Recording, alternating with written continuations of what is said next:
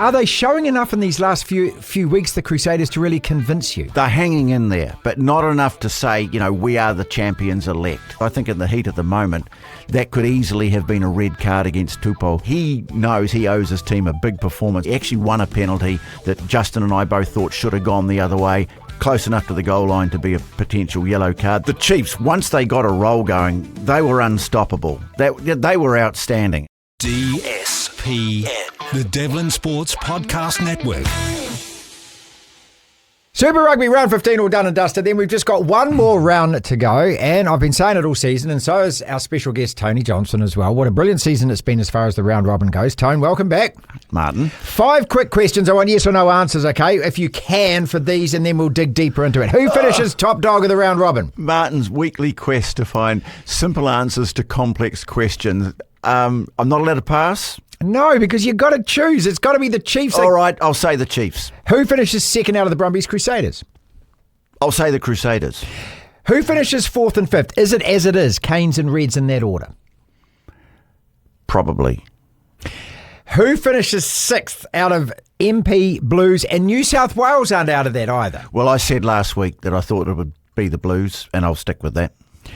Who's had the most disappointing season, do you think, so far in this competition? Is it New South Wales or the Drua? Gee, that's a tough one. I think the Waratahs would have to look back with a great deal of disappointment. I mean, they could still make it.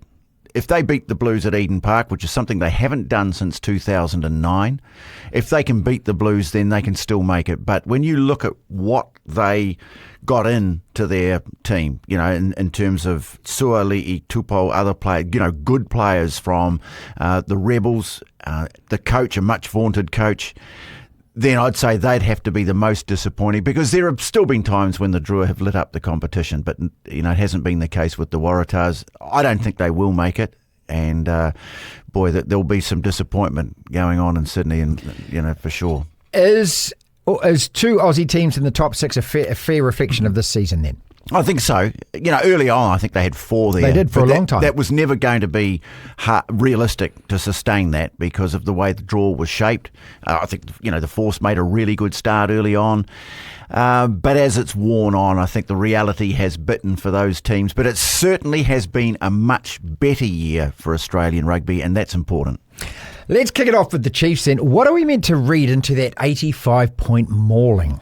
Well, first of all, that it's really, really tough to produce performances of the intensity that we saw from Moana at Albany. Right. You can, week in, week out, that's really tough. I mean, we are at a situation now where we're going into the last round and still only, I think, 2 teams have managed to win 4 in a row all season, Crusaders and the Hurricanes. So it's really hard to keep that up. And, even for an individual like Ardie Savea, can you produce a superhuman like that every week? No. Okay. What do we read into it for Moana? I was, always interested in the comments afterwards, and Ardie Savea says, let's use this as motivation. That's all you can do. Is it a flush the dunny and move on for them? It totally is a flush the dunny scenario. Look, the Chiefs, once they got a roll going, they were unstoppable. They were outstanding, and Moana just didn't really have it in them to control them, to contain them. They just let rip, and they were so hard to contain. So, yeah, they'll flush the dunny on that one. They'll go to Wellington, where they have got all sorts of motivations to perform well. Obviously, a place in the top 6. They have to win that game. Got to win that game, because someone's going to win at Eden Park, and will go ahead of them if they don't win. Well, I mean, mathematically, of course, it could be a draw at Eden Park. I mean, there is a possibility. Even after extra time, that you have to consider that, but you don't want to be relying on something like that. But then, of course, you've got Ardie Savea going back to the capital. Born and raised, he is of Wellington. He's an ex-Hurricanes man. He will want to, the prodigal son returning. He will want to be at his absolute best.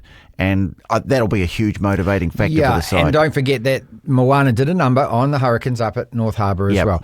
The Crusaders side, the last 5 weeks, blew the Highlanders away 43-10, then had a bye, were blown away themselves by the Chiefs, scoreless in the second half, blew a bonus point late versus New South Wales, which could be really costly now, and then scratched to a win against the Highlanders, who missed 3 or 4 kicks. You were there, Tony, kickable kicks, could have taken it to golden point extra time right at the end. Long-winded question. Are they showing enough in these last few weeks, the Crusaders, to really convince you? They're hanging in there, but not enough to say, we are the champions elect. It's not that compelling, but they're still winning. And sometimes you just have to go into those dark places and find a way to win no matter how. But I think you're right about the bonus point, because that's left the Chiefs in a more comfortable situation. They don't need to go looking for bonus points. They just need to win the game. Whereas if the Crusaders that have any chance, I think a bonus point may come into it. I don't know. It's probably a bit too late for that. They've just got to go and win this game against the Brumbies, which is never easy. Look, they had some fortune on their side in that game in Christchurch on Friday night. One of the things that the Highlanders had been doing well was goal kicking. Tane Robinson hadn't missed a shot in 9 attempts.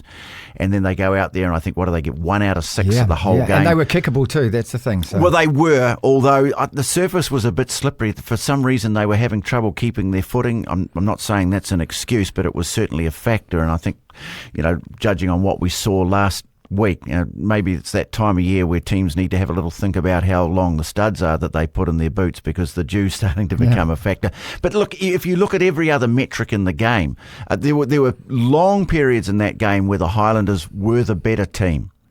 They carried the ball more, they made more metres, they beat more defenders, they had visits to the opposition 22. That all of those things were in their favour, except their ability to convert them into points, which has been a big problem that they've had throughout the season in terms of scoring tries. Well, okay, they matched them try for try, but this time it was about not being able to kick their goals. You have to feel sorry for the 2 young players who missed those goals, because generally they're very good goal kickers. It just wasn't to be on the night.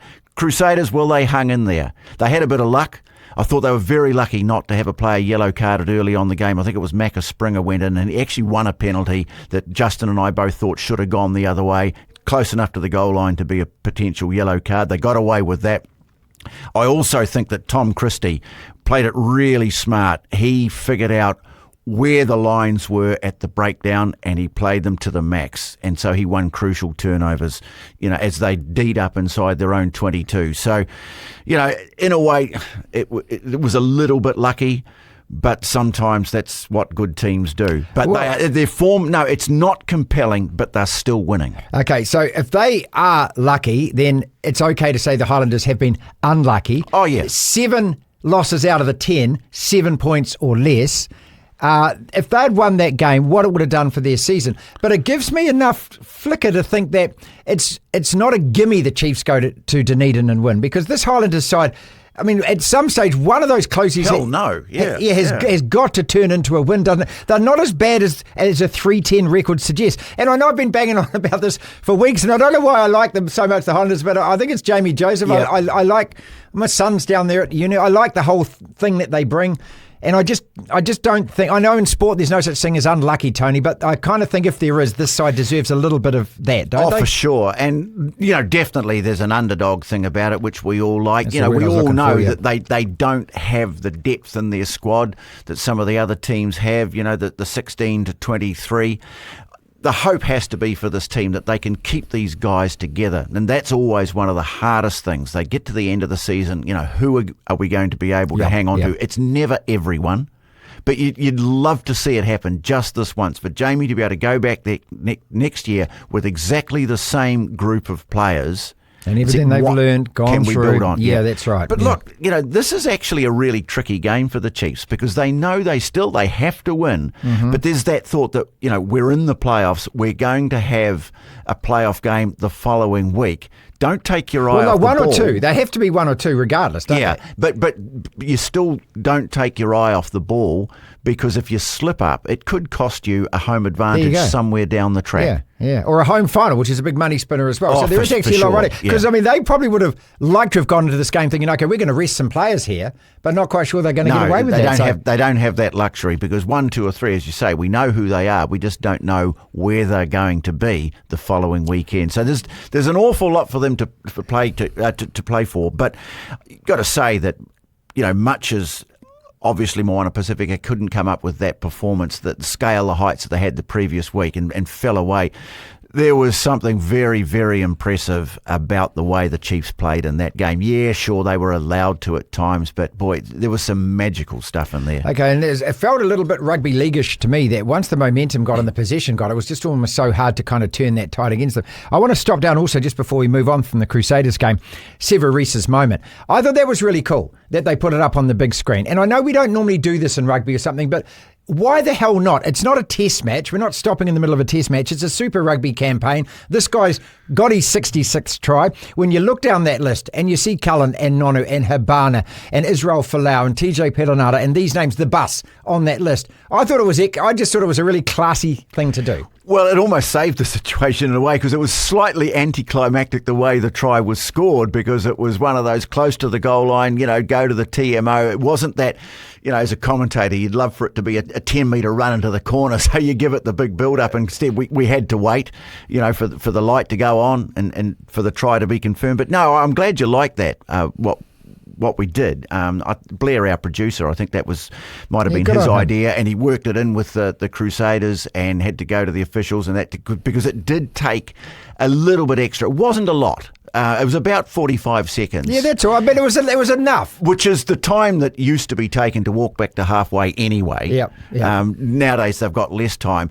But you think about the way they do it in other sports. I mean, I've seen NBA games stopped because LeBron James has become the highest scorer for the Lakers or whoever. I remember when Mark Maguire did it, the home run record for the St. Louis Cardinals, and they stopped the game so that he could thank his family and thank his team and thank the city and most importantly, thank his pharmacist for all the help that he'd given him over the years. Yeah. But I think it's a great thing to do, and I think Sevu Reece made it a really special moment for him because the try wasn't anywhere near as spectacular as most of the tries that he scored. You're exactly right. But it was a really nice way. I just thought it was a nice moment. A reminder of it's a human element to it. We can actually in the middle. I mean, as I say, if it was a test match, I don't know. No, it's probably too more important. No, but a Super Rugby competition like this for sure. And look, I'd be really interested to know what people leave us a comment on this. Yeah, what they thought of it, whether they liked it or whether they thought, oh, come on, get on with the game. Get on with the game. Oh, you'd have to be a bit of a Grinch if you think, oh, come on, I'm not judging, but leave us a comment. Yeah, but it's always nice to know what people think about these things because, it's an engagement. Do it for the public, yeah, absolutely. And that was one of we did it obviously to recognise the moment, but just a little point of difference. So, I mean, I thought it was great.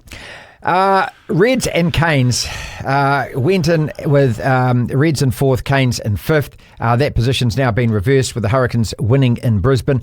Again, a really mightily impressive performance, I thought. They've gone and won in Canberra. They've won in Brisbane. They should have won in Perth as well, which is, three really difficult places to go, and they've done that. They take care of business. So these two teams, Canes and Reds now, and the Hurricanes, again, have got plenty to play for against MP because, finishing fourth, the way that the final system works, you're not guaranteed, Tony, but you're in a much better position to get a second bite of the chair if you finish fourth and fifth. Oh, yeah, the higher up the table. And that's one of the things I like about it. People will, we get to it and people will see why have we got 3 quarterfinals, and it used to be 4. Well, we had to reduce the number of them, for credibility's sake with one team dropping out of the competition. You can't have 8 finalists out of it. But in a way, what it does is it forces the team to keep on playing to win. They have to, yeah. Because the higher up you get, the more chance of a double life scenario. Look, there's so much to like about the way the Hurricanes are playing at the moment. As I say, it was their 4th win in a row, and only 2 teams have managed to do that this year.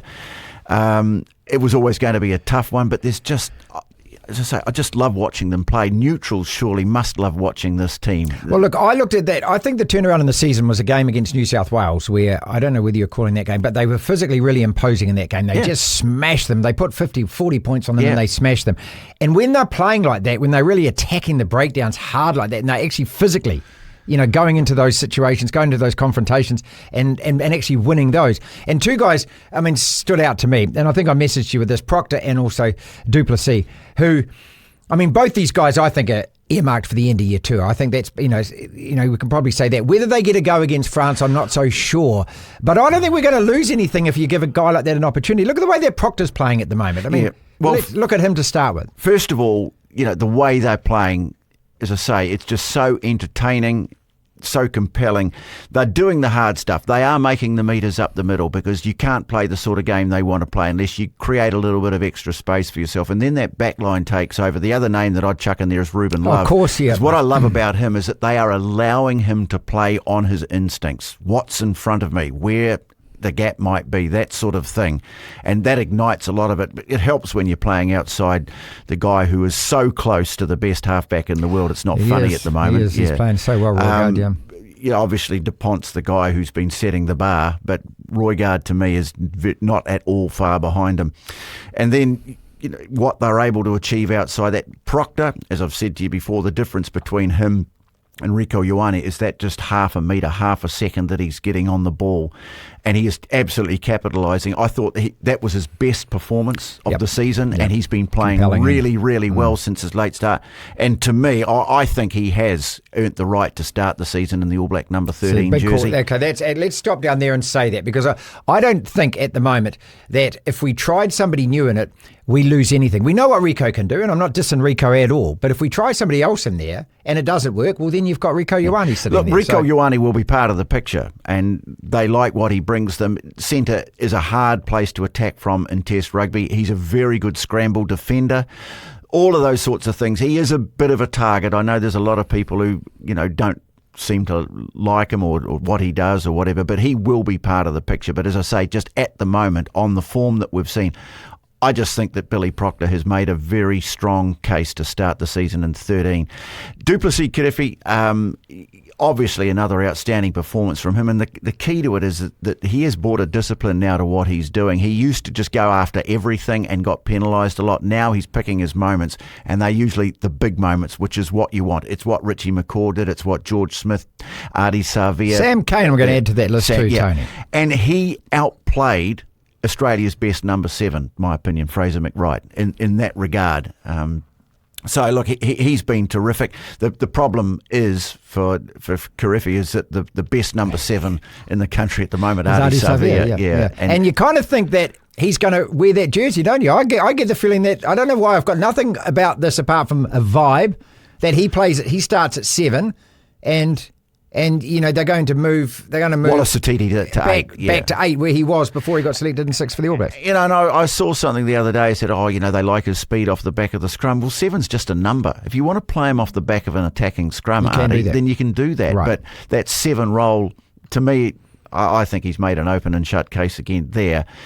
Satiti at 8 and lots of options for the other one. But, getting back to the Hurricanes, I just thought, outstanding performance to win over there against a Reds team that, they're really fighting to stay in the picture. It's been a bit of an up and down season, and they had plenty to play for. So to come away with the win, I know that they were blowing up a bit, the fans over there. They felt that there was a forward pass in the lead up to one of the Whinianga tries. It was just a transfer, I think, from Balin Sullivan to Billy Proctor that they thought might have got. To me, it didn't look like it went forward. The TMO had a look at it, decided otherwise. So I don't think there was anything lucky about the win. What impresses me is that the 2 wins away at Canberra and away at Brisbane, they weren't scratchy wins. They weren't last gasp wins. These were a team that was in control for most of the game. Well, through the middle part of the game, I think is when they really established their control and got the points and made the Reds chase the game, which they didn't look all that comfortable with doing. Look, there were times when the Reds looked really good as well. Yeah, for sure. I mean, straight after half-time when they scored and got back into it. But I just felt they just had arm's length in both of those games, and they've turned it around. Prior to going to Canberra and that, like, they were having to win games that you're sitting there looking at going, really, are you guys going to win these games? Yeah. And then they had to beat the Chiefs as well. So they've muscled up and they've actually won really important games, which is the perfect form coming into this, isn't it? Imagine if they can beat Moana Pasifika this week, and it won't be easy, I'm sure, because they will fire up, because Moana have got every bit as much to play for as well. But if they were able to win that game and take a 5-game winning run into the playoffs, no one would want to play them. That's exactly right, Tone. And let's look at number 6 and save the best till last. And it's not the best in terms of the points table, but it's the best in terms of the permutations and computations going on here. First up, the Blues against New South Wales, Saturday at 4:35. So Moana are going to know exactly what's got to happen after that game. And it probably doesn't change. They have to win. But there's a possibility New South Wales have given themselves a lifeline after losing 5 out of 6 games or something, and finally won one. And so they, as you said, could go to Eden Park. If they win, they go above the Blues and MP, and then it's down to Moana Pasifika to win that game. So there's 3 teams for one final spot. It's like chasing the Champions League places. Not that my team would know about that at all. A salutary lesson to come out of that game on Saturday night: don't cut your fingernails before you play a game of rugby. You might need them if it goes to the TMO, because that's about what there was in it. Their season basically came down to almost a fingernail on the ball, and we had that scenario at the end. Very, very dramatic. The TMO called to rule on the Derby Lancaster going over in the corner, and the way they've interpreted the law, and I think it's fair enough. There's no need for downward pressure, and people need to stop talking about it. Downward pressure has never been in the rule book, has it? It's not the same as press down on the ball. Okay, good Lord. Okay, let's explain this, all right? Yeah.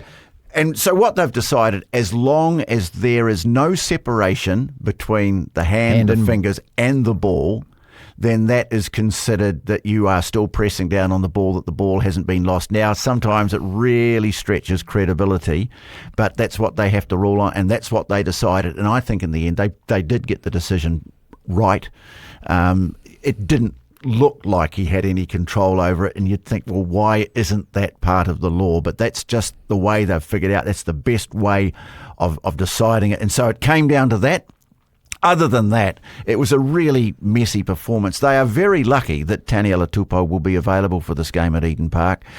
There's just something not quite right there. He's fighting so hard to find his mojo, and he just can't find it anywhere. And it came to a head with that ludicrous sliding attempt. I don't know what he was trying to do, sliding into first base. Foot trips in the past, attempted foot trips, I've seen red carded. Yeah, exactly right. And I'm lucky that Angus Gardner seemed to have his hands full of sorting out all sorts of other niggle, because I think in the heat of the moment, that could easily have been a red card against Tupou. He knows he owes his team a big performance. He's got a bit of a lucky break there. He's had a bit of time to think about it. So they go to Eden Park, where they have not won since 2009. Yes, that's quite a stat. Yeah, and they have to win. And if they do, I still got a sneaky feeling that whoever wins that game goes into the playoffs. So they've still got something left. The Blues, after their season, still has a lifeline. They've still got a lifeline. And I don't think they can win it, but, at least if they make the top 6, it's something. That would be a bottom line. Yeah, for making the top 6, after you've won it, you really do have to back up by at least making the playoffs, keeping yourself in the hunt, even if it means taking on the top team, which is the scenario that awaits them if they do make the top 6.